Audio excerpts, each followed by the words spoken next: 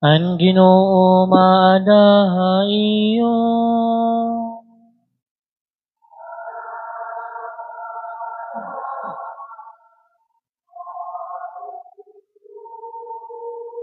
Pagbasa ti Kangan Santos nga Ebanghelyo sumalakan San Mateo.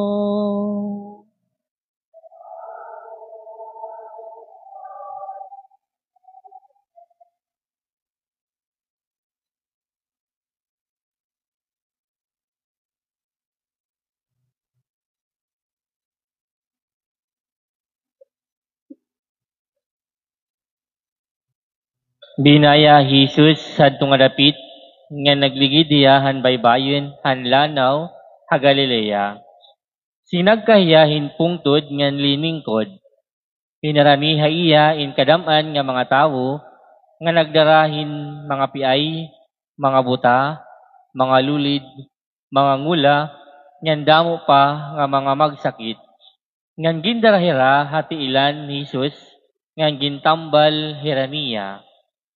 Naipausa ang mga tao han pakakita nira nga nagpakayakan na ang mga ngula, nagkaupay na ang mga lulid, nagpakalakat na ang mga piay, nga nagpakakita na ang mga buta, yan gindayaw nira ang Diyos han Israel.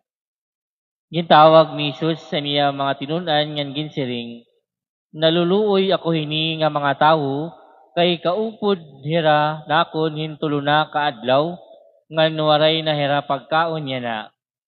Dili ko karuyag paulion hira kundi anay magpakakaon kay bangin mahirap tay hira didahadalan ha ira panguli. Nagpakiana ang mga tinunan ha iya.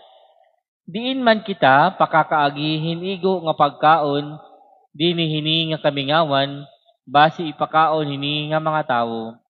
Pipira pa man an iyo tinapay. Nagpakian na Jesus.